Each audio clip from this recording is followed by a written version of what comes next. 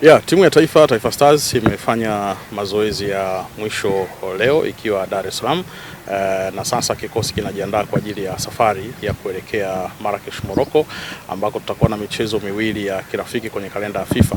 Tutacheza tarehe 5 ya Juni dhidi ya Uganda na tutacheza tarehe 9 Juni dhidi ya Rwanda.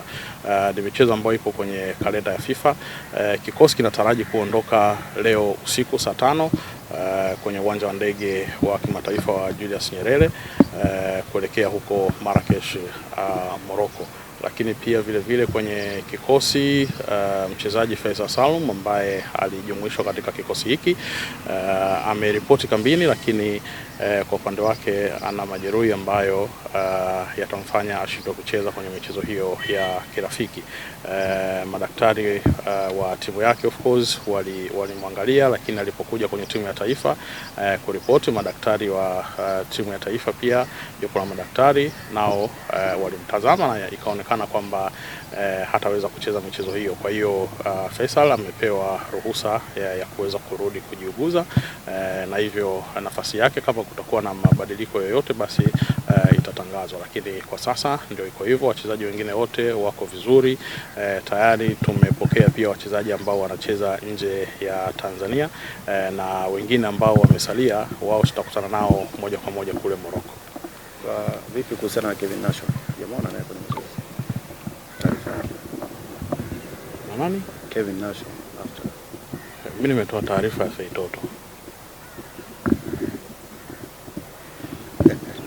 Sawa, tuzungumzie pia. Sielewa, unauliza kwamba hajaonekana mazoezini. Leo Kevin Nasho. Taarifa yake nayo iko vipi? Atasafiri na kikosi unacho? Kikosi unacho au umekuja na kikosi chako kichwani? Basi kwa nimefananisha. Siku ya kwanza nimemwona. Ala.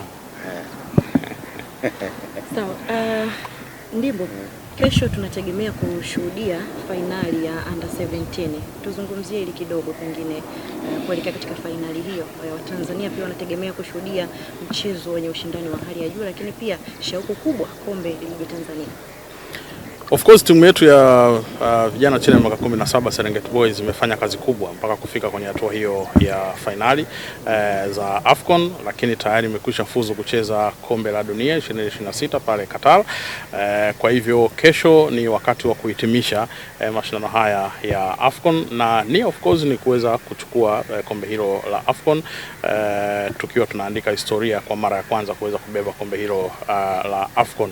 Timu inaendelea na maandalizi kule Morocco kwa ajili ya mchezo huo wa hapo kesho, lakini pia jambo kubwa ni kwamba kuna Watanzania wengi ambao watapata fursa pia ya kuweza kushuhudia mchezo huo wa fainali pale Morocco.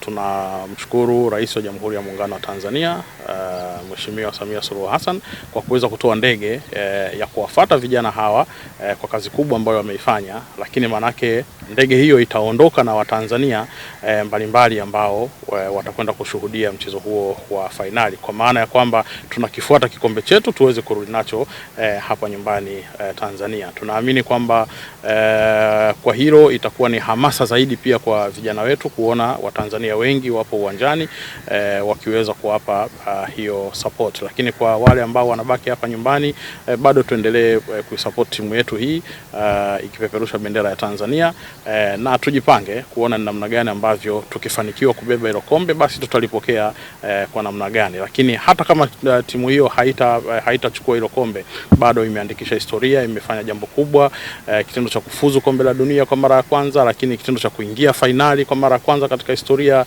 ya nchi yetu. Bado vijana hawa kusema kweli wamefanya kazi kubwa, wamefanya kazi nzuri ambayo inahitaji kupongezwa sana.